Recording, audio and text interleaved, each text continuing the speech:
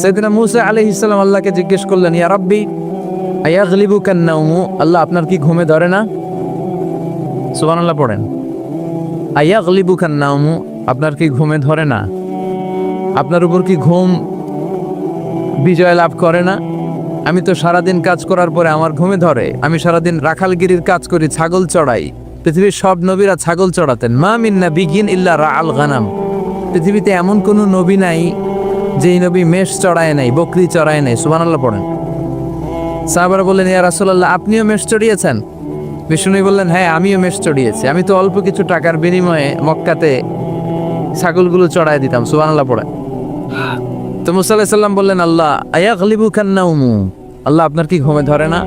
আল্লাহ বললেন, কোনো কথা বলা যাবে না, দুইটা গ্লাসের ভেতরে পানি নাও আর পানি ভর্তি গ্লাস নিয়ে তুর পাহাড়ের উপরে দাঁড়াও। সাইয়েদনা মূসা আলাইহিস সালাম দাঁড়ালেন। আল্লাহরে আবার জিজ্ঞেস করলেন, আল্লাহ আমি জিজ্ঞেস করলাম কি, আপনি করতে বললেন কি? আল্লাহ বললেন, কথা বলো না, যা বলেছি তাই করো। আল্লাহর সাথে বেশি কথা চলে না, তিনি সব রাজার বড় রাজা, মহারাজা। চিল্লা এখন ঠিক কিনা? তো মূসা আলাইহিস সালাম কিছু বলতে পারে না, পানি নিয়ে দাঁড়িয়ে রইলেন। মূসা আলাইহিস সালামকে আল্লাহ বললেন, তুমি দাঁড়িয়ে থাকো। আর ঘুম রে বললেন, ঘুম তুই মূসারে ধর। ঘুম যে এবার সাইয়েদনা মূসা আলাইহিস সালামকে ধরেছে, উনি ঘুমের ধাক্কায় আর থাকতে পারেন, একবার ডানে যায় আর একবার বাঁয়ে যায়। ঘুমের ধাক্কায় হঠাৎ করে কাত হয়ে পড়ে যায় আর গ্লাসগুলো মাটিতে পড়ে খান খান হয়ে ভেঙে যায়। আল্লাহ ডেকে বললেন, মূসা বেশি কিছু হেফাজতের তো দায়িত্ব দেয় নাই, শুধু দুইটা গ্লাস হেফাজতের দায়িত্ব দিয়েছে। ঘুমের কারণে এগুলোর হেফাজত করতে পারো নাই, ভেঙে খান খান হয়ে গিয়েছে। আমি যদি তোমাদের মতো ঘুমিয়ে যেতাম তাহলে পৃথিবীর সাথে সূর্য লেগে, সূর্যের সাথে চন্দ্র লেগে গোটা মহাবিশ্বটা এভাবে গ্লাসের টুকরার মতো খান খান হয়ে যেত রে মূসা। এজন্য লা তাখুযুহু সিনাতু ওয়ালা নাওম, আমার ঘুমেও ধরে না, ঘুমের আগে যে তন্দ্রা আসে ওইটাও ধরে না। নেভার স্লিপ অর স্লাম্বার ওভারট্যাক্সিং, আল্লাহর ঘুমও নাই, তন্দ্রাও নাই। সুবহানাল্লাহ পড়েন। এজন্য ওই আল্লাহর জিকির বেশি বেশি করার দরকার আছে না নাই? বিষ্ণু বললেন, আফদালু যিকরি লা ইলাহা। তো এমন আল্লাহর ইবাদত আমরা করি যার ঘুম নাই, যার তন্দ্রা নাই। সুবহানাল্লাহ পড়েন। যার শক্তির সামনে কোনো শক্তি নাই, তিনি যা ইচ্ছা তাই করতে পারেন, ঠিক কিনা? ফাআলুল লিমা ইউরিদ, তিনি পাহাড়কে দরিয়া করতে পারেন, দরিয়াকে পাহাড় করতে পারেন, ধনীরে গরিব করতে পারেন, গরিবরে ধনী করতে পারেন, সম্মানিতরে অপমানিত করতে পারেন, অপমানিতরে সম্মানিত করতে পারেন। চিল্লায় বলেন, তিনি কে? তিনি ফাআলুল লিমা ইউরিদ, যা মনে চায় তাই করতে পারেন। ইন্না বাতশা রাব্বিকা লাশাদীদ, আল্লাহ বলেন আমার পাকড়াও, আমার শাস্তি, আমার পানিশমেন্ট বড় ডেঞ্জারাস, কড়া। আমি আল্লাহ সব সময় ধরি না, ধরলে ছাড়ি না। ধরে ধরে ধরে না, ধরলে আল্লাহ, খেয়াল রাখবেন, আল্লাহ ছাড় দেয় কিন্তু ছেড়ে দেয় না। এটা আমাদের জন্য রিমাইন্ডার। আমরা প্রায় অন্যায় অপরাধ প্রবণতার সাথে এতটাই জড়িয়ে পড়ি, আমরা ভাবি আল্লাহ হয়তো পানিশমেন্ট দিবে না, কিন্তু আল্লাহ ছাড় দিচ্ছে, আল্লাহ ছেড়ে দিবেন না। চিল্লা এখন ঠিক কিনা? ফেরাউনরে আল্লাহ ছাড় দিয়েছে, ছেড়ে দেয় নাই। নমরুদরে ছাড় দিয়েছে, ছেড়ে দেয় নাই। এখনো দেখা যাচ্ছে আল্লাহ অনেককে ছাড় দেয়, কিন্তু আল্লাহ ছেড়ে দেয় না। এজন্য সবসময় ইবাদত করতে হবে একজনের, তিনি কে? প্রশংসা করতে হবে একজনের, তিনি কে? জিকির করতে হবে একজনের, তিনি কে? বিষ্ণু বলতেন, লা ইয়াজালু লিসানুকা রাতবান মিন যিকরিল্লাহ, তোমার জিহ্বাটা যেন সবসময় আল্লাহর জিকিরে, আল্লাহর স্মরণে ভিজে থাকে।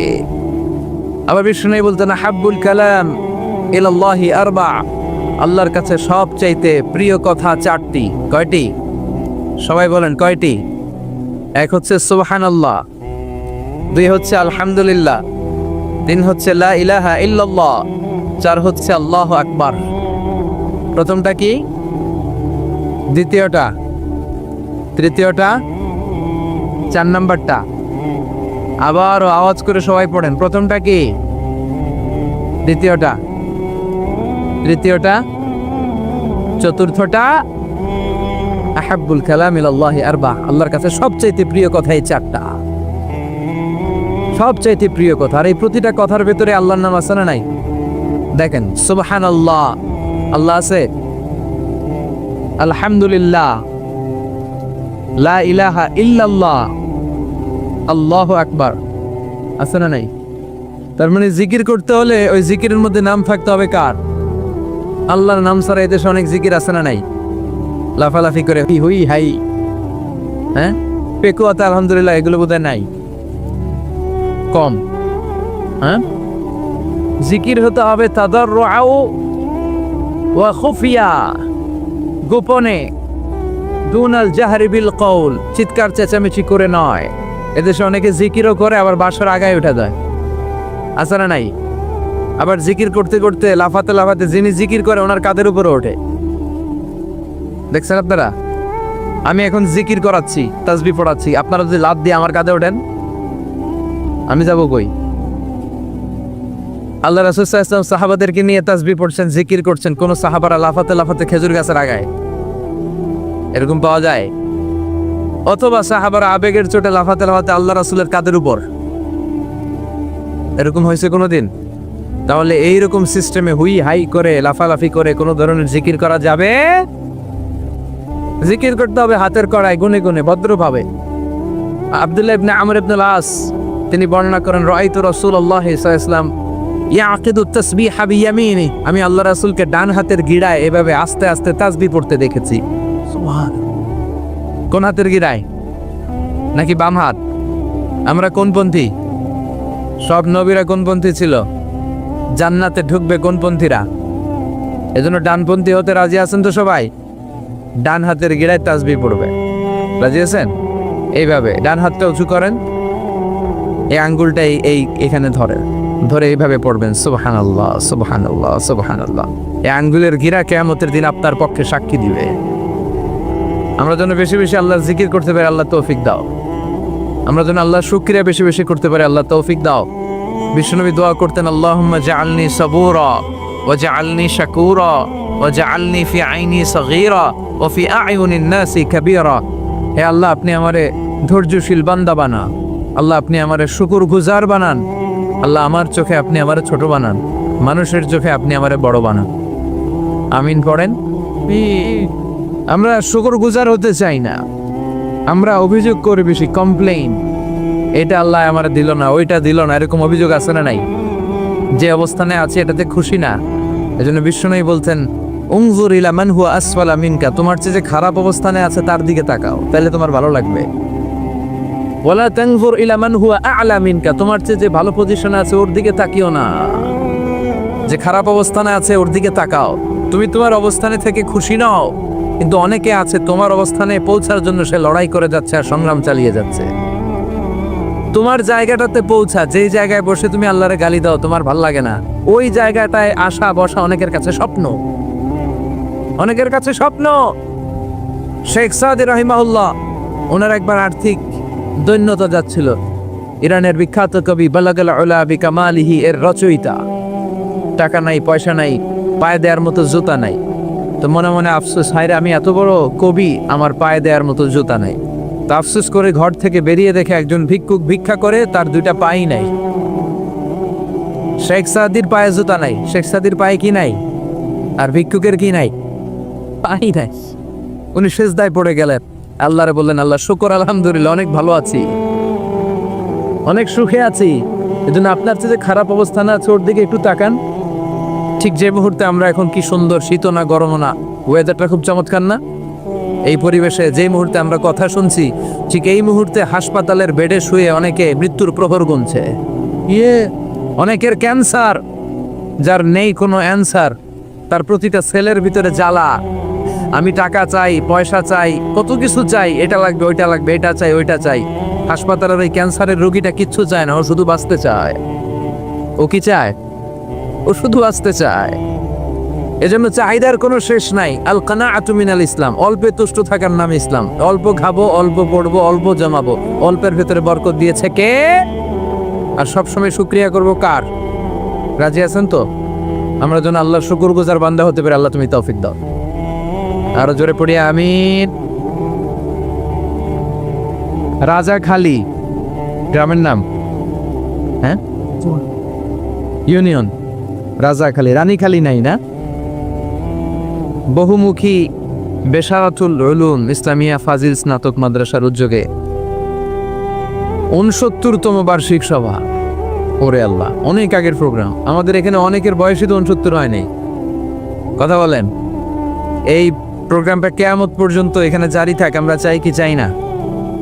প্রতিষ্ঠাতা মরহুম আলহাজ মোহাম্মদ কবির চৌধুরী, মরহুম আলহাজ আহমদ কবির চৌধুরী, আল্লাহ ওনাদের কবরটারে তুমি জান্নাতের বাগান বানাও। বার্ষিক সভা ও পুরস্কার বিতরণী অনুষ্ঠান এগুলো সকালে হয়েছে বোধহয়। সভাপতিত্ব করছেন পীরে কামেল আলহাজ মাওলানা এলাহাবাদ আলব্বি সাহেব। হুজুর আসছে? সাবেক অধ্যক্ষ হুজুর আপনি না? আলহামদুলিল্লাহ, হুজুর চলে আসছে। প্রধান অতিথি জনাব Alhaj Jafar Alam, B honours MA, মাননীয় সংসদ সদস্য, সংসদীয় আসন 294, কক্সবাজার 1, চকরিয়া পেকু। আসছিলেন উনি? আচ্ছা। কথা বলেছেন আমার আগে অধ্যাপক মাহমুদুল হাসান, চট্টগ্রাম। কথা বলেছে হযরত মাওলানা হাফেজ আব্দুর রহিম, কক্সবাজার। মাওলানা আলহাজ মামুনুর রশিদ নুরি, শামসুল হক আজিজি, মীর মোহাম্মদ আদম, আরো অনেকে কথা বলেছে। আল্লাহ সবাইকে তুমি কবুল করো। আরো অত্র এলাকার অনেক গণ্যমান্য ব্যক্তিবর্গ আছেন। আমার প্রিয় ভাই, সেই চট্টগ্রাম থেকে এসেছে আমার রিয়াসিন ভাই। তারপরে আছে তানজিমুল উম্মাহ, চট্টগ্রাম শাখার প্রিন্সিপাল। অত্র এলাকার গণ্যমান্য যারা আছেন এবং যারা উপস্থিত হয়েছেন সবাইকে জানাচ্ছি আন্তরিক শুভেচ্ছা এবং অভিনন্দন। আমরা আল্লাহর কাছে কামনা করি, আল্লাহ আমাদের আজকের প্রোগ্রামটা তুমি আমাদের নাজাতের ওসিলা বানাও। এখানে যেমনি আমরা একত্রিত হতে পেরেছি, জান্নাতেও যেন আমরা একসাথে থাকতে পারি, তুমি তৌফিক দাও। আমরা সবাই জান্নাতে যেতে চাই। কোথায় যেতে চাই? চিল্লায় বলেন কোথায়? লা ইয়াস্তাওয়ি আসহাবুন নার ওয়া আসহাবুল জান্নাহ, আসহাবুল জান্নাতি হুমুল ফাইজুন। যারা জান্নাতে যাবে আর যারা জাহান্নামে যাবে তারা কি কখনো সমান হতে পারে? The people of paradise and the people of hellfire, they never be equal ever. The people of paradise and heaven, they gain the ultimate success in life. যারা জান্নাতি তারাই আসল সফলতা অর্জন করেছে, দুনিয়াতেও সফল, আখিরাতেও সফল। চিল্লায় বলেন ঠিক কি না? এখন the decision is yours, সিদ্ধান্ত আর আপনার যে আপনি কই যাবেন, আপনি কই যেতে চান, জান্নাতে না জাহান্নামে? আল্লাহ আমরা যেন জান্নাতেও এরকম একত্রিত হতে পারি, তুমি তৌফিক দাও। আমরা যে বইটা থেকে আজকে কিছু সময় কথা শুনবো, আওয়াজ করে বলেন তো বইটার নাম। আরো জোরে বলেন কি নাম? এই বইয়ে কোনো ভুল আছে?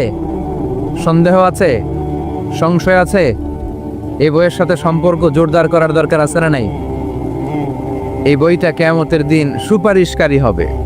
বিষ্ণু বলেছেন ইকরাউল কোরআন ফাইন্নাহু ইয়াতি ইয়াউমাল কিয়ামাতি শাফিআন লিআসহাবিহি। বেশি বেশি কোরআনের তেলাওয়াত করো, কারণ এই কোরআন কিয়ামতের দিন তোমাদের জন্য সুপারিশকারী হবে। কোরআন যদি আপনার পক্ষে আল্লাহর কাছে সুপারিশ করে, আল্লাহ এই সুপারিশ ফেলে দিতে পারবে? পররাষ্ট্রমন্ত্রী যদি মাননীয় প্রধানমন্ত্রীর কাছে কোনো বিষয়ে সুপারিশ করে, রেকমেন্ডেশন করে, মাননীয় প্রধানমন্ত্রী এই সুপারিশকে কি রিজেক্ট করতে পারবে? কথা বলেন। এজন্য কোরআনের সুপারিশ আমরা চাই কি চাই না? এটা এমন একটা কিতাব যেই কিতাবে কোনো ভুল নাই। জালিকাল কিতাব লা রাইবা ফি হুদাল লিল মুত্তাকিন। This is the book, the most authentic and original book, reliable book in the world, whereof there is no doubt in it and a guidance to those who are muttaqin. এই বইটা এমন বই যে বইয়ে কোনো ভুল নাই, কোনো সন্দেহ নাই। মুত্তাকিনদের জন্য পথ প্রদর্শনকারী হিসেবে বইটারে নাজিল করেছে কে? এই বইটার যেখান দিয়ে পড়েন হেদায়েত আছে না নাই? রহমত আছে না নাই? বরকত আছে না নাই? শিফা আছে না নাই? এই কিতাব পড়ে অসুস্থ ব্যক্তির গায়ে ফু দিলে সুস্থ করে কে? তার মানে এর মধ্যে শিফা আছে। সুবহানাল্লাহ পড়েন। সূরাতুল ফাতিহারে বলা হয় সূরাতুশ শিফা। সূরাতুল ফাতিহা পড়ে অসুস্থরে ফু দিলে সুস্থ করে কে? বিশ্বাস হয়? হ্যাঁ না একটু সন্দেহ লাগে? যদি সন্দেহ থাকে তাহলে ফু দিলে কাজ হবে? আর বিশ্বাস রেখে যদি ফু দেন ভালো করে দিবে কে? এমন এক কিতাব, এই কিতাব পড়লে সওয়াব, এই কিতাব ধরলে সওয়াব, এই কিতাবের জন্য মরলেও সওয়াব। ঠিক কি না? এমন এক কিতাব আল্লাহ দিলেন। এই কিতাবকে আল্লাহ বললেন নূর, আলো। আলোর সাথে তুলনা করেছেন কিতাবুন আনজালনাহু ইলাইকা লিতুখরিজান নাসা মিনাল যুলুমাতি ইলান নূর। I've revealed this holy and sacred book unto you, O my beloved last messenger, in order to lead the mankind out of darkness into the light. অন্ধকার থেকে আলোর দিকে নেয়ার জন্য এই কিতাবকে পাঠিয়েছে কে? এই কিতাব পড়লে, এই কিতাব মানলে, বুঝলে, এই কিতাবের বাস্তবায়ন সমাজে ঘটালে সমাজটা আলোকিত হবে। ঠিক কি না? আমরা একটা আলোকিত সমাজ চাই কি চাই না? যে সমাজে এই কিতাব দিয়ে আইন করা হয়, এই কিতাবের আইনে সমাজে আইনটাকে বাস্তবায়ন করা হয়, ওই সমাজে কোনো ধর্ষণ থাকে, কোনো দুর্নীতি থাকে, ওই সমাজটা হয় মদিনার সমাজ, ওই সমাজটা হয় শান্তির সমাজ। এজন্য আমরা যেন কোরআনের সাথে সম্পর্ক বাড়াই, প্রতিদিন যেন কোরআনের তেলাওয়াত করি, একটি করে হলেও কোরআনের আয়াতের বঙ্গানুবাদ যেন আমরা পড়ি। পারা যাবে? সবাই পড়ে ইনশাআল্লাহ। আমি আপনাদের খেদমতে আমার খুতবার শুরুতে সূরাতুল মুজাম্মিল থেকে 4টি আয়াত তেলাওয়াত করেছি। এই সূরাতুল মুজাম্মিল থেকে কিছু কথা আজকে আমরা শুনবো, ইনশাআল্লাহ। পড়েন ইনশাআল্লাহ।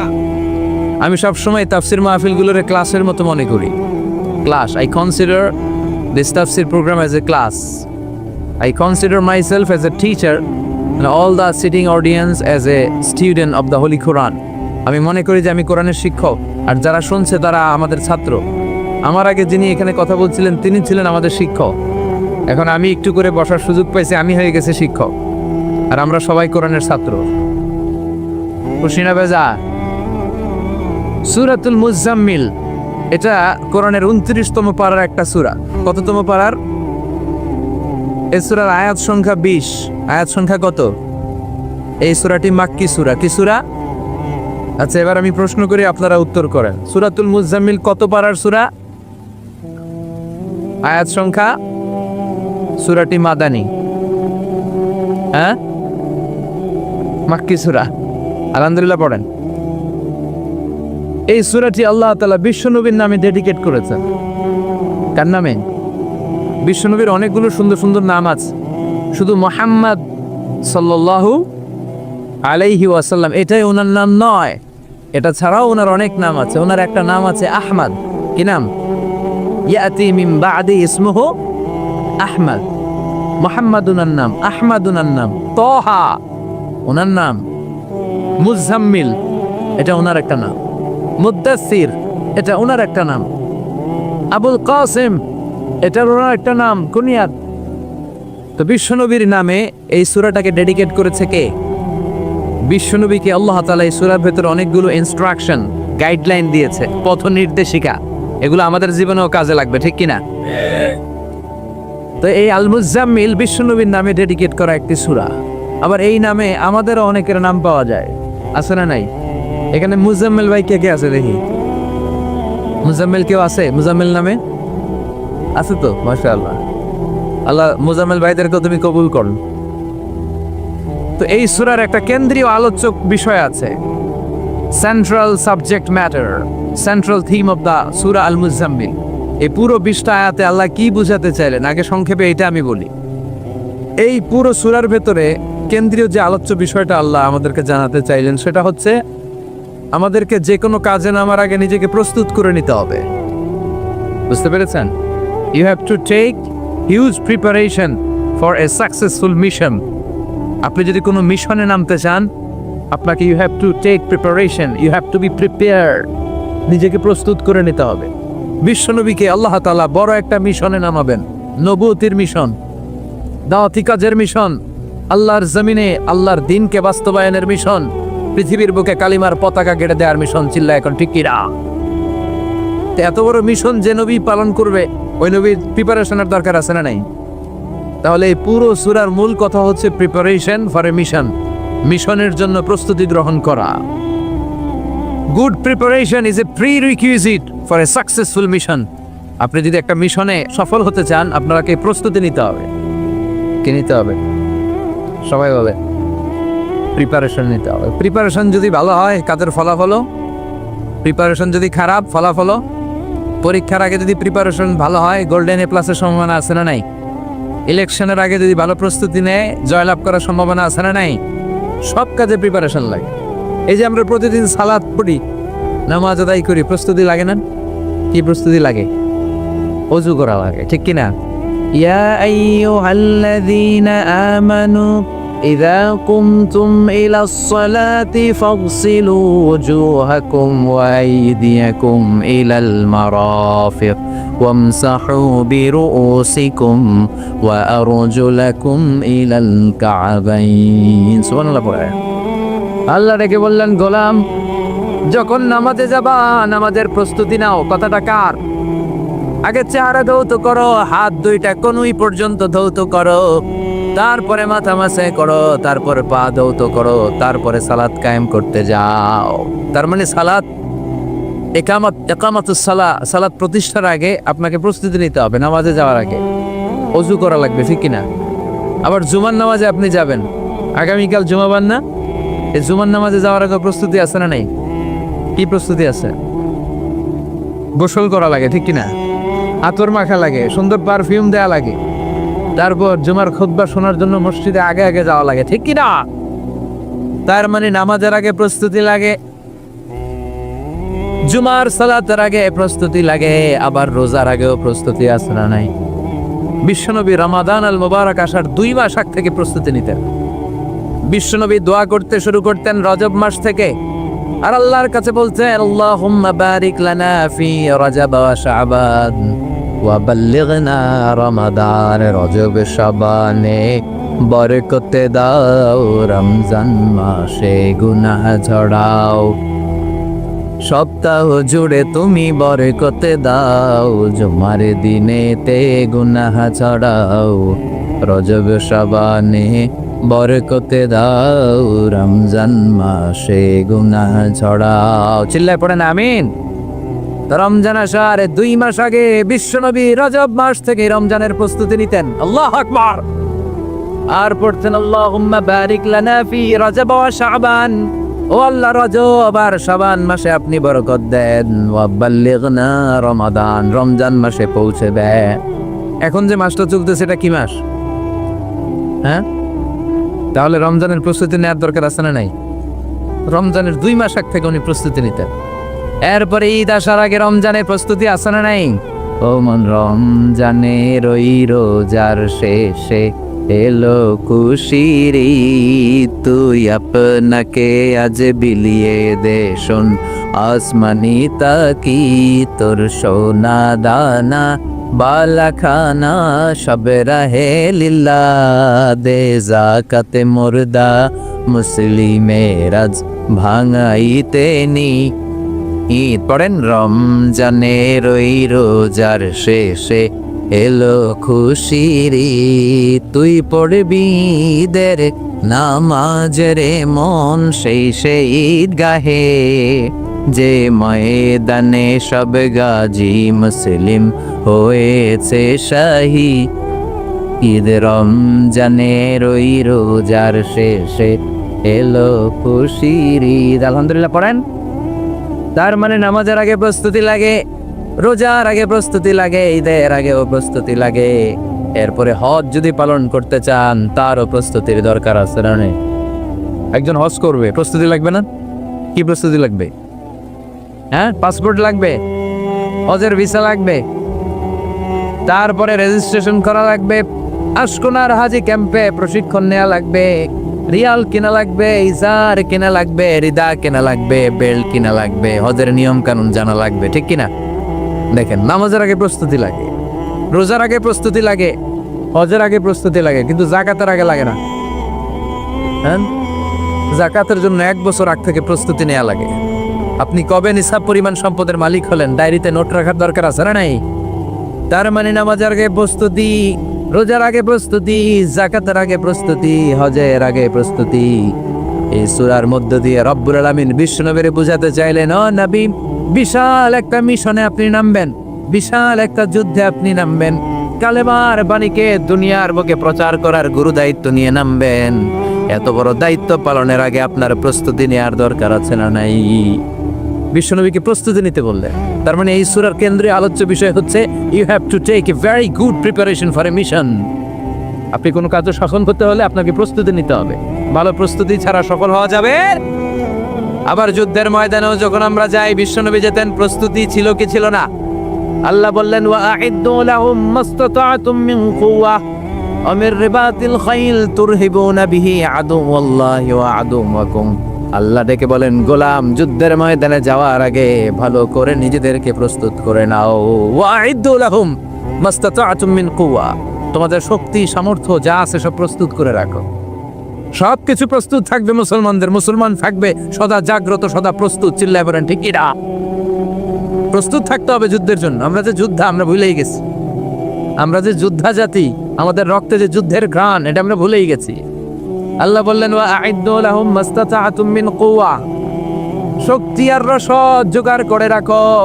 তুরহিবুনা বিহি আদুওয়াল্লাহি ওয়া আদুওয়াকুম, এই শক্তি আর সম্ভাবনা দিয়ে আল্লাহর দুশমনদেরকে তোমরা ভয় দেখাবা। মির রিবাতিল খাইল, ঘোড়সওয়ার গুলোকে প্রস্তুত করে রাখো।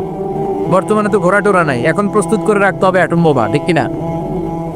এখন রাখতে হবে AK-47, rocket launcher, drone, missile, ballistic ক্ষেপণাস্ত্র, রণতরী, যুদ্ধ জাহাজ, ঠিক কিনা? গোটা বিশ্বের মুসলমানদের একটা সেন্ট্রাল মিলিটারি দরকার। 50টারও বেশি মুসলিম দেশ, আমাদের সেন্ট্রাল কোনো লিডারশিপ নাই, আমাদের কেন্দ্রীয় কোনো মিলিটারি নাই। যদি আমাদের একটা মিলিটারি থাকতো, সিরিয়াতে আক্রমণ হয়েছে আমাদের বিরুদ্ধে, আমাদের মুসলিম মিলিটারি সেখানে প্রতিরোধ গড়ে তুলতো, চিল্লা এখন ঠিক কিনা?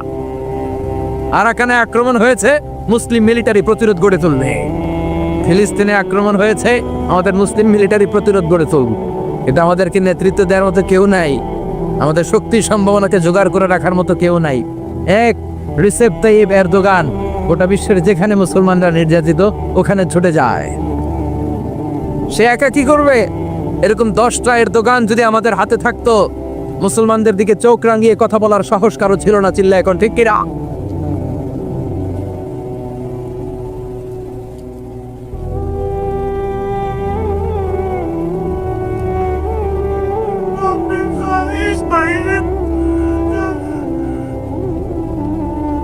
ওয়া'আইদ্দু লাহুম মাসতাতা'তুম মিন কুওয়া, ও নবী শক্তি সম্ভাবনা সব কিছু জোগাড় করে রাখেন। মুসলমান থাকবে সদা প্রস্তুত, সদা সজাগ। মুসলমানদের বসে থাকার সময় নাই, ঠিক কি না? তার মানে এই পুরো সূরাতুল মুজাম্মিলে আল্লাহ তাআলা যে সেন্ট্রাল মেসেজটা বিশ্বনবীকে দিতে চাইলেন সেটা হচ্ছে, নবী প্রস্তুতি নেন। লড়াইয়ের প্রস্তুতি, যুদ্ধের প্রস্তুতি, মিশনে নামার প্রস্তুতি। সুবহানাল্লাহ পড়েন। তাহলে সূরাতুল মুজাম্মিলের কেন্দ্রীয় আলোচ্য বিষয় কি? প্রস্তুতি। চিল্লায় বলেন, কেন্দ্রীয় আলোচ্য বিষয় কি? প্রিপারেশন নিতে হবে, প্রস্তুত থাকতে হবে, ঠিক কিনা? কেন্দ্রীয় আলোচ্য বিষয় আমরা জেনে গেলাম। এবার জানবো কোন প্রেক্ষাপটে এই সূরাটা নাজিল হয়েছে। শুনবেন? মনোযোগ আছে না গেছে? কথা বুঝতে পারতেছেন তো? কথা বোঝা যান না বোঝানো যার? বোঝা যার?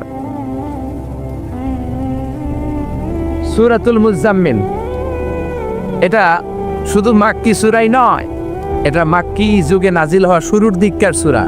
কোরআনের নাজিলের দিক থেকে সর্বপ্রথম সূরা কোনটা? সূরাতুল আলাক। ইকরা বিসমি রাব্বিকাল্লাযী খালাক, এই আয়াতগুলো প্রথমে নাজিল হয়েছে। এই সূরা আলাকের প্রথম 5 আয়াতের পরপরই এই সূরা নাজিল করে দিয়েছে কে? তার মানে মাক্কি জীবনের একেবারে শুরুর দিককার সময়। বিশ্বনবীর বয়স তখন 40। কত? সবাই বলেন। 40 বছর বয়সে উনি নবী হয়েছেন। তার মানে আগের জীবনে কি ছিলেন? জালেম ছিলেন, মূর্খ ছিলেন, গোমরা ছিলেন। বিশ্বনবীর পুরো জীবনটাই আদর্শ, চিল্লায় বলেন ঠিক কিনা? As a father, as a teacher, as a lawgiver, as a lawmaker, as a philosopher, as a reformer of the society, as a commander, as a messenger, Muhammad is the superman of the world. স্বামী হিসেবে, নেতা হিসেবে, বাবা হিসেবে, সমাজ সংস্কারক হিসেবে, আইন প্রণেতা হিসেবে, দার্শনিক হিসেবে, নবী হিসেবে মুহাম্মদ সাল্লাল্লাহু আলাইহি ওয়াসাল্লাম গোটা বিশ্বের সুপারম্যান। উনি শেষ নবী, ওনার কোনো নবী আছে? লা নাবিয়্যা বা'দি ওয়ালা রাসূলা। বিশ্বনবী বলতেন আমার কোনো নবী নাই, কোনো রাসূল নাই। সাইয়েদনা আদম থেকে নবী আসার যত ধারাবাহিকতা পুরো চেনটাকে আল্লাহ তাআলা আমাকে পাঠানোর মাধ্যমে কেটে দিয়েছেন। কিরা এজন্য নবী সাল্লাল্লাহু বললেন লা নাবিয়্যা বা'দি ওয়ালা রাসূলা, আমার পরে কোনো নবী নাই, কোনো রাসূল নাই। তবে লাউ কানা বা'দি নাবিয়্যুন লাকানা উমর, আমার পরে যদি নবী হওয়ার যোগ্যতা কারো থাকে, আমার ওমরের সেই যোগ্যতা আছে, ঠিক কি না? প্রভু তুমি বলেছ রাসূল দেবে না, বলনি দেবে না ওমর, বলনি দেবে না হামজা তারিক, খালিদ বিজয়ী সমর। প্রভু তুমি বলেছ রাসূল দেবে না, বলনি দেবে না ওমর, বলনি দেবে না হামজা তারিক, খালিদ বিজয়ী সমর। প্রভু তুমি বলেছ রাসূল দেবে না, আলহামদুলিল্লাহ পড়েন। শেষ নবী, শেষ রাসূল, তারপরে কোনো রাসূল নাই। ওনার জীবনটা এমন জীবন, নবুয়তের পরের জীবন যেমনি আমাদের জন্য আদর্শ, নবুয়তের আগের জীবনটাও আদর্শ করে দিয়েছে কে? এই 40 বছরে উনি নবী হয়েছেন, তার আগে উনি ছিলেন শ্রেষ্ঠ মানুষ, as-সাদিক আল-আমিন। জীবনের মিথ্যা বলছে। ওনার ঘোর শত্রুরাও বাড়ি থেকে অনেক দূরে কোথাও বেড়াতে গেলে ওনার বাসায় ডিপোজিট করে যাইতো, ওনার বাসায় আমানত রেখে যাইতো। সুবহানাল্লাহ পড়েন। পার্টি করে আবু জাহেলের পার্টি। পার্টি কোন পার্টি? বিশ্বনবী বলতেন আবু জাহেলের পার্টি করে, ওর কাছে ডিপোজিট রাখো। ওরা বলতো না, আবু জাহেলের দল করি কিন্তু ওর কাছে আমানত রাখা যাবে না। ওর কাছে যদি টাকার প্যাকেট রেখে যায় তাহলে আমার টাকাও শেষ, টাকার প্যাকেটও শেষ। কথা বলেন। আমানতদারিতা নাই, আমানতদারিতা ছিল বিশ্বনবীর মাঝে। ওনার জীবনী নিয়ে যদি কথা বলতে কেউ শুরু করে, কোনো কুল কিনারা খুঁজে পায় না। বিয়ন্ডলেস, বাউন্ডলেস, বটমলেস, এটা তলাবিহীন সাগর। বিশ্বনবীর জীবনীটা একটা সাগর, কিন্তু এই সাগরের কি নাই? কথা বলেন। কোনো তলা নাই। এমন নবীকে আমরা পেয়েছি। ওনার আগের জীবনটাও আদর্শ। ছোটবেলা থেকে লাজুক ছিলেন। হালিমাতুস সাদিয়া বিশ্বনবীর দুধমা, উনি বলেন 5 বছর এই কুরাইশি মোহাম্মদকে আমি লালন পালন করেছি, একদিনও ছেলেটারে কাঁদতে দেখি নাই। ক্ষুধা লাগলেও কাঁদে না, ব্যথা পেলেও কাঁদে না।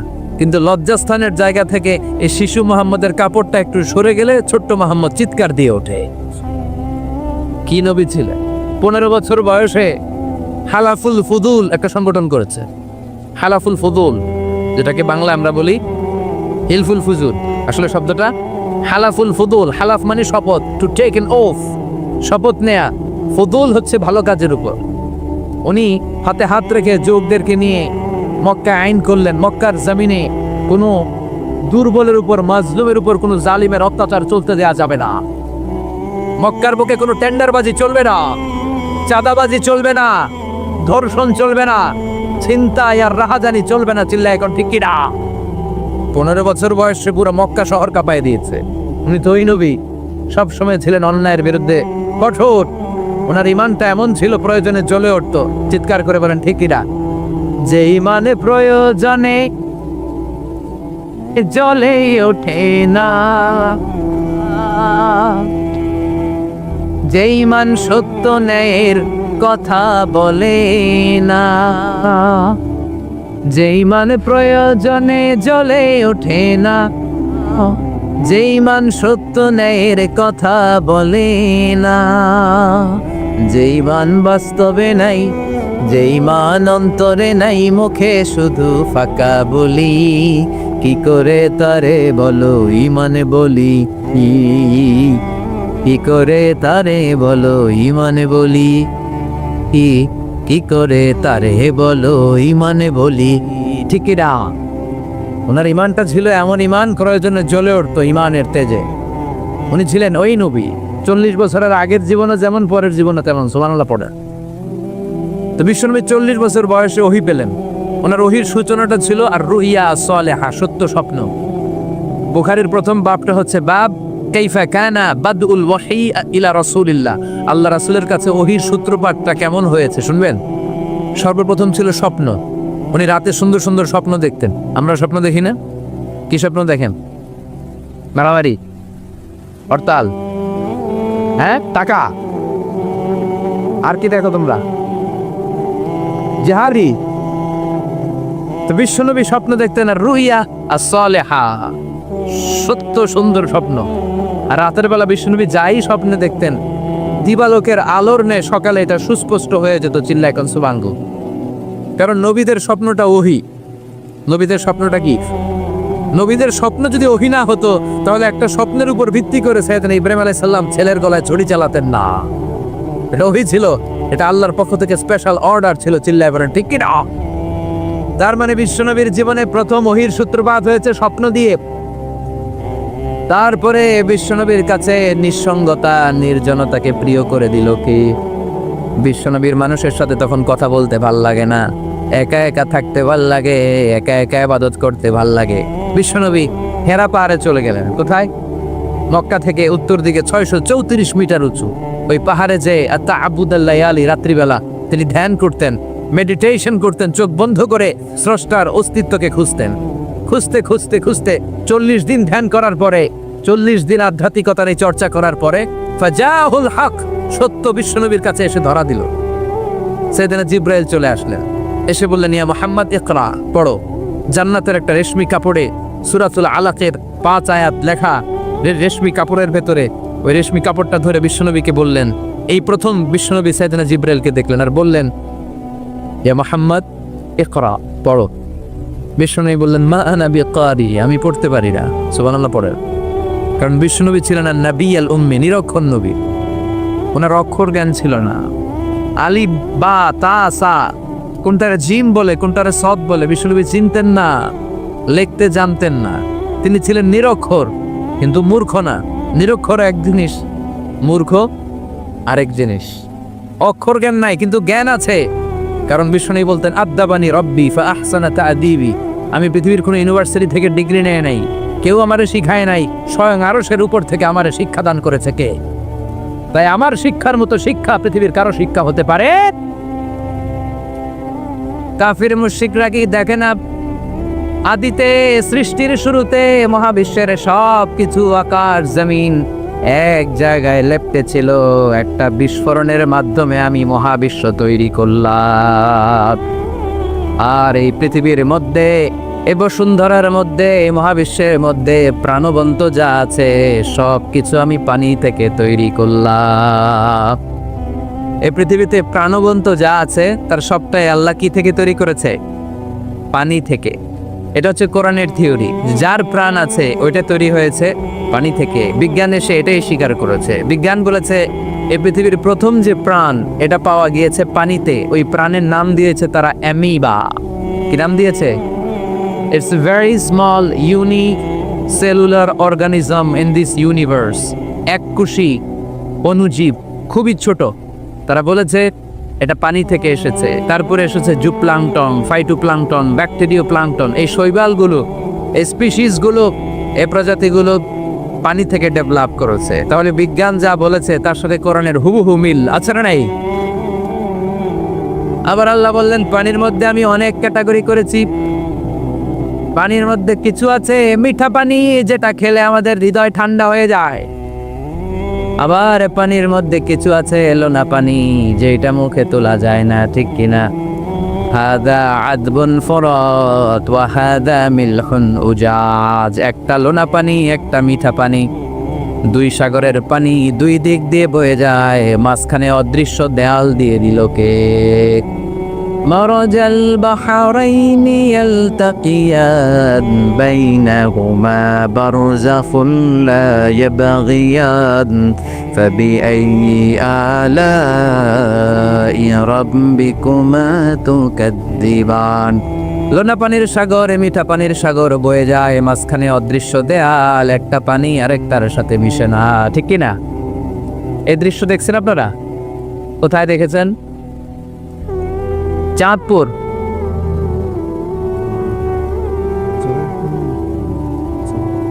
অনেক জায়গায় আছে, বাংলাদেশে আছে কয়েক জায়গায়। শীতলক্ষাতে আছে, আর শীতলক্ষায়, চাঁদপুরে।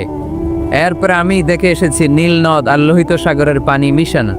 অবাক লাগে না? সুবহানাল্লাহ কইবেন না?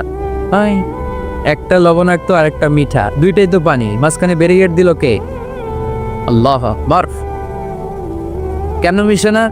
একটা পানির ডেনসিটি হাই আর একটা লো, একটা টেম্পারেচার হাই আর একটা লো, বলে যদিও পানি একটার সাথে আর একটা মিশে না। এই কারিগরটা কে? তার মানে বিজ্ঞান যা বললো কোরআন হুবহু তাই বলেছে। একটা লোনা পানি আরেকটা মিঠা পানি, একটার সাথে আরেকটা মিশে না। আবার আমাদের এলাকাগুলোর ভেতরে, জেলাগুলোর ভেতরে, থানাগুলোর ভেতরে আল্লাহ লোনা পানির নদী দেয় নাই, ওইখানে দিয়েছে মিঠা পানির নদী।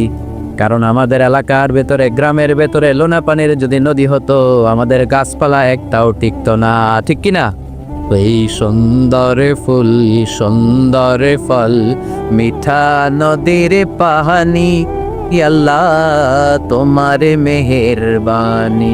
তুমি কতই দিলে রতন, ভাই বেরাদর পুত্র স্বজন ক্ষুধা পেলে অন্য যোগাও মানি চাই না মানি আল্লাহ তোমার মেহেরবানি সুন্দর ফুল মিঠা নদীর পাহানি আল্লাহ তোমার মেহেরবানি আল্লাহু আকবার খালাকা ফাসাওয়া কাদ্দারা ফাহাদা যেখানে যতটুকু পানির দরকার ততটুকু দিলেন পেঁয়াজের ভেতরেও পানি দিলেন রসুনের ভেতরেও পানি দিলেন ক্ষীরার ভেতরেও পানি দিলেন তরমুজের ভেতরেও পানি দিলেন আবার ডাবের ভেতরেও পানি আসারা নাই আন্না সাবাবনাল মা সাব্বা যতটুকু ঢালা দরকার ততটুকু দিছে আল্লাহু আকবার পেঁয়াজের ভেতরে যতটুকু সিক্ততা তরমুজের ভেতরে ততটুকু না তরমুজের ভেতরে যতটুকু পানি আপেলের ভেতরে ততটুকু না আবার আমড়ার ভেতরে যতটুকু পানি আমের ভেতরে ততটুকু না সুবহানাল্লাহ আল্লাহ সাবাবনাল মা সাব্বা এই পানিটা H2O হাইড্রোজেনের দুইটা মলিকিউল আর অক্সিজেনের একটা মলিকিউল কি আজীব কথা দুইটাই গ্যাস দুইটাই কি কিন্তু দুই গ্যাস একসাথে মিলাইলে পানি হয়ে যায় আল্লাহু আকবার এজন্য আল্লাহ বললেন ওয়াজআলনা মিনাল মাই কুল্লা শাইইন হাই পানি থেকে আমি প্রাণবন্ত সব কিছু বানালাম এই পানির অপর নাম জীবন আবার যদি পানি বেশি হয়ে যায় তখন মরণের সম্ভাবনা আছে না নাই বন্যা এই দেশে হয় কি হয় না আহা নূহ আলাইহিস সালামের উম্মাকে অবিশ্বাসের কারণে গাদ্দারির কারণে আল্লাহ এই প্লাবন দিয়ে পানি দিয়ে শেষ করে দিয়েছে এজন্য পানি দেখলেই এটা যে বাঁচার কারণ বাঁচার মাধ্যম এমনটা নয় এই পানি দিয়ে আল্লাহ আমাদেরকে শায়েস্তাও করতে পারে পানিশমেন্টও করতে পারেন শাস্তিও দিতে পারেন আযাব আর গজব দিয়ে তলিয়েও দিতে পারেন ঠিক কি না ওয়াজআলনা মিনাল মাই কুল্লা শাইইন হাই প্রাণবন্ত সব কিছু আমি পানি থেকে বানালাম আবার কোন জায়গার পানির মধ্যে এত লবণ আমি দিয়ে দিলাম সেখানে কোনো কিছু বাঁচে না আসলে নাই জর্ডানে একটা সাগর আছে নাম ডেড সি নাম শুনছেন আজকে বাড়িতে যে গুগল করবা Dead Sea located in Jordan লিখলেই চলে আসবে আরবিতে বলে আল বাহরুল মাইয়িত মৃত সাগর কিছু বাঁচে না লবণের ঘনত্ব এত বেশি আপনার ছোট্ট বাচ্চাটার ওই সাগরে ফেলে দিলে ওর ডুববে না কারণ আপনার বাচ্চা যতটুকু জায়গা নিবে পানিতে তার চেয়ে বাচ্চার ওজন কম পানির ওজন বেশি এজন্য কিছু ডুবে না ওখানে মাছ হয় না ওখানে শ্যাওলা জন্মায় না ওখানে কাকড়া নাই চিংড়ি নাই কারণ লূত আলাইহিস সালামের কওমের লোকেরা হোমোসেক্সুয়ালিটি প্র্যাকটিস করতো সমকামিতা পুরুষে পুরুষে বিয়ে এই আওয়াজ এখন বাংলাদেশও ঢুকার চেষ্টা করতেছে তাওহীদপন্থী মুসলমানদেরকে সচেতন হতে হবে ওয়েস্ট থেকে কিছু আসলেই ইন্ডিয়া থেকে কিছু আসলেই আমার দেশে ঢুকতে দেওয়া যাবে না চিল্লায় বলো ঠিক কিনা অনেকে মনে করে আমেরিকা থেকে কালচার আসলো পোশাক আসলো এটাই মনে হয় মডার্ন ইন্ডিয়া থেকে নতুন পোশাক আসলো এটাই মনে হয় মডার্ন নো ইসলামের চেয়ে মডার্ন আধুনিক গোটা বিশ্বে দ্বিতীয় কিছু নাই চিল্লায় বলো ঠিক কিনা এজন্য সাবধান এদেশে অলরেডি একটা অর্গানাইজেশন হয়েছে রেইনবো রংধনু এরা ছেলে ছেলেতে বিয়ে করতে চায় মেয়ে মেয়েতে বিয়ে করতে চায় আমরা তাওহীদি জনতা বেঁচে থাকতে বাংলার জমিনে এটা হতে দেব না চিল্লায় বলো ঠিক কিনা ওয়াজআলনা মিনাল মাই কুল্লা শাইইন হাই পানি থেকে প্রাণবন্ত সব কিছু তৈরি করলো কে আবার আল্লাহ বললেন কাফেররা কি দেখে না আকাশ জমিন সব একসাথে ছিল মহাবিস্ফোরণের মধ্য দিয়ে আমি মহাবিশ্ব তৈরি করেছি এই বিস্ফোরণটার নাম কি বলতো বিগ ব্যাং মাশাআল্লাহ কেমন শ্রোতা দেখছেন সায়েন্সের সবকিছু নিয়ে বসছে আজকে বিগ ব্যাং স্টিফেন হকিং একটা বই লিখেছে a brief history of time সেখানে সে যে তথ্য দিয়েছে কোরআনের সাথে very similar to the concept of Stephen হকিংও এই কথা বলেছে সে বলেছে মহাবিশ্ব সৃষ্টির আগে সবকিছু একটা অণুর ভেতরে ছিল হাই সিঙ্গুলারিটি সবকিছু এক জায়গায় ছিল ফাফাতাকনাহুমা এক বিশাল আওয়াজের মাধ্যমে এক বিস্ফোরণে মহাবিশ্ব সৃষ্টি হলো ওই আওয়াজটার নাম ছিল কুন আওয়াজটার নাম ছিল কি ইন্নামা আমরুহু ইযা আরাদা শাইআন আন ইয়াকুলা লাহু কুন ফায়াকুন আমরা বাংলায় বলি না কুন ফায়াকুনের মালিক কে তিনি বলতে দেরি হতে দেরি হয় কুন হাও হয়ে যায়। বি ইট ওয়াজ, আল্লাহ যখন বলেছেন কুন, এই আদিতে সব মিলে থাকা এই মহাবিশ্বের সবকিছু এক মহা বিস্ফোরণের মাধ্যমে গোটা বিশ্বে ছড়িয়ে করল, গোটা বিশ্বে ছড়িয়ে ঘুরতে আরম্ভ করলো। এই বিস্ফোরণের ছোট্ট একটা কণার নাম পৃথিবী, এই মহা বিস্ফোরণের ছোট্ট একটা কণার নাম মঙ্গল, এই মহা বিস্ফোরণের ছোট্ট একটা কণার নাম বৃহস্পতি, এই মহা বিস্ফোরণের ছোট্ট একটা কণার নাম সূর্য। এরকম কত হাজার অযুত লক্ষ নিযুত কোটি কণা বড় বড় তারকা রূপে মহাবিশ্বে ঘুরে বেড়াচ্ছে, আল্লাহ ছাড়া এর খবর কেউ রাখে না। এগুলো যে কত বিশাল, এগুলো নিয়ে আমাদের চিন্তা করা দরকার। আমরা মনে করি আমি মনে হয় বড়, আমার চেয়ে ক্ষমতাধর কেউ নাই, আমি দাপটওয়ালা, আমার এলাকা এটা এটা আমার, খালি আমার আমার কয়, আছে না নাই? তোর কি বেটা, কিসের মালিক তুই? সব কিছুর মালিক কে? পরের জায়গা পরের বাড়ি ঘর বাঁধিয়ায় আমি রই, আমি তো সেই ঘরের মালিক নই। পরের জায়গা পরের বাড়ি ঘর বাঁধিয়ায় আমি রই, আমি তো সেই ঘরের মালিক নই। ঠিক কি না? যেই বাড়িটাতে আজকে আমি থাকি, এটার আগে আমার বাবা ছিল, তার আগে দাদা ছিল, আমার পরে আমার ছেলে থাকবে, আমার নাতি থাকবে। এটার আসল মালিক আমি না, আমার ছেলে না, গোটা বিশ্বের আসল মালিক একজন সত্তা, তিনি কে? এজন্য সব আমার আমার এরকম দাপটওয়ালা কথা যেন আমরা না বলি। অহংকারীদেরকে আল্লাহ পছন্দ করে, বিনয়ীদের মর্যাদা আরশ পর্যন্ত নিয়ে যায় কে? মান তাওয়াদা লিল্লাহি ইল্লা রাফাআহুল্লাহ, যে নিচের দিকে নামতে চায় আল্লাহর টাইনা উঠায়। আর যে লাফায় লাফায় ওঠে থাপ্পড় মেরে আল্লাহ এত নিচে নিবে পৃথিবীর কেউ কল্পনা করতে পারবে না। ওই শয়তানের চেয়ে নিচে চলে যায়, চিল্লায় বলেন ঠিক কিনা? এজন্য অহংকার যেন আমরা না করি, দাম্ভিকতা যেন না দেখায়।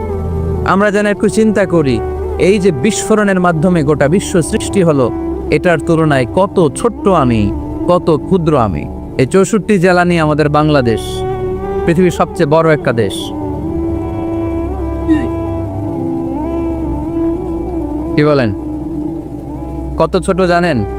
ওয়ার্ল্ড ম্যাপে আমাদের বাংলাদেশ লেখার জায়গাটাও নেই। BA পরে ইন্ডিয়ার উপরে, NG পরে বাংলাদেশের উপরে, LADSS আবার ইন্ডিয়ার উপরে। এত ছোট। আমাদের প্রতিবেশী দেশ ভারত আমাদের চেয়ে অনেক গুণ বড়, রাশিয়া প্রায় 100 গুণ বড়। তাহলে কত বড় বড় দেশ আছে? এরকম 200টা দেশ নিয়ে আমাদের এই বসুন্ধরা, আমাদের এই পৃথিবী। আবার এই 200টা দেশ মিলে এই পৃথিবীর 30 ভাগ, বাকি 70 ভাগ শুধু পানি। তার মানে মহাবিশ্বের সবচেয়ে বড় গ্রহের নাম পৃথিবী, তাই না? এত বড় হওয়ার পরও এটা বড় হইতে পারে নাই। পৃথিবী যে কত ছোট এটা কল্পনা করলে অবাক হতে হয়। বৃহস্পতি একটা গ্রহ আছে, আমাদের সৌরজগতের গ্রহ। আপনারা দেখবেন গুগল করলে একটার থেকে আরেকটার সাইজ কত বড়। বৃহস্পতি আমাদের চেয়ে অনেক বড়। যেই সূর্যের আলোতে সকালবেলা পৃথিবীটা আলোকিত হয়, এই সূর্যটা পৃথিবীর চেয়ে 13 লক্ষ গুণ বড়। সুবহানাল্লাহ মাহফিল শেষে কয় গুণ বড়?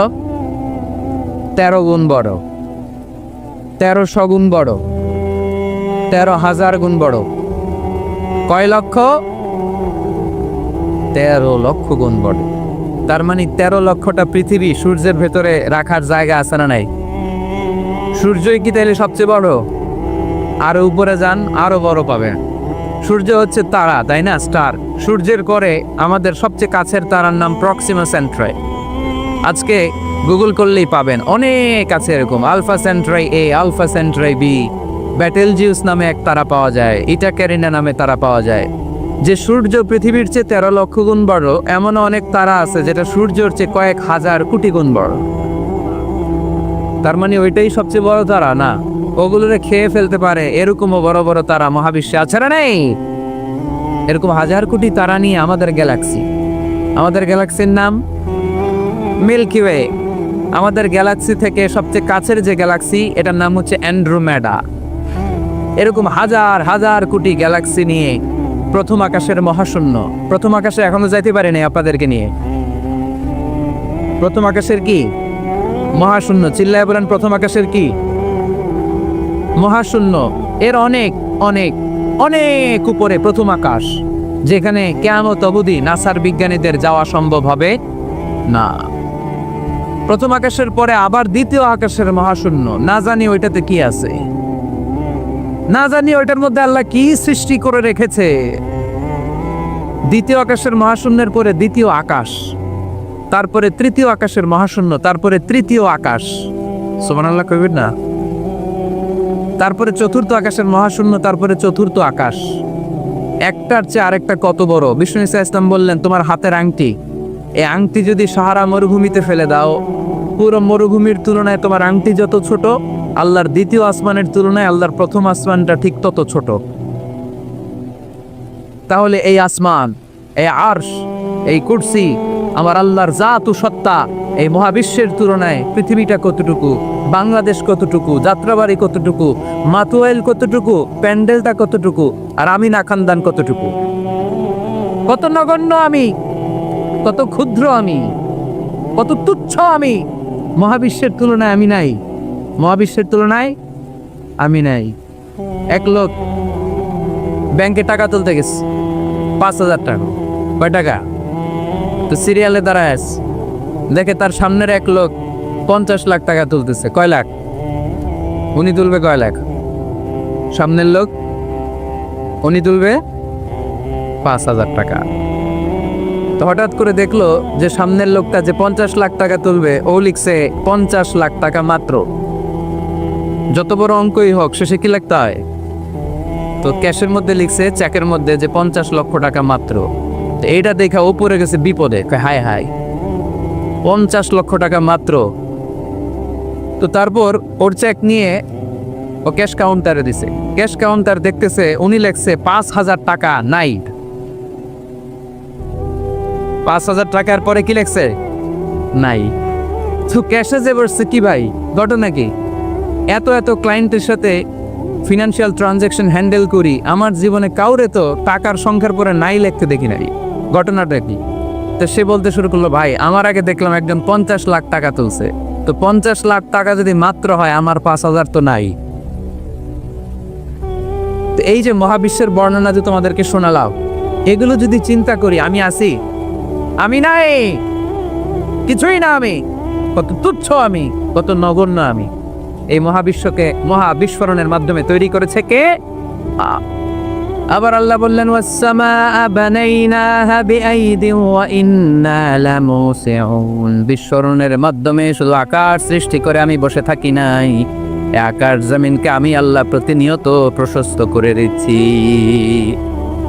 এই মহাবিশ্ব প্রশস্ত হচ্ছে, ইটস অ্যাক্সেলারেটিং, অলওয়েজ অ্যাক্সেলারেটিং। প্রশস্ত হচ্ছে, এক্সপান্ড হচ্ছে, অ্যাক্সেলারেট হচ্ছে। এটা কোরআনের কথা। কিসের কথা? 1988 সালে, ঠিক কাটায় কাটায় আজ থেকে 20 বছর আগে, সুপারনোভা কসমোলজি প্রজেক্ট নামে একটা প্রজেক্ট করে তারাও গবেষণা করে পেয়েছে যে মহাবিশ্ব স্থির নেই, এটা ঘোরার পাশাপাশি অ্যাক্সেলারেট হচ্ছে। চিল্লায় পড়তে হবে আল্লাহু আকবার। তার মানে কোরআনে যে তথ্য উপাত্ত আল্লাহ দিয়েছেন, বিজ্ঞানের সাথে এগুলো সাদৃশ্য আছে না নাই?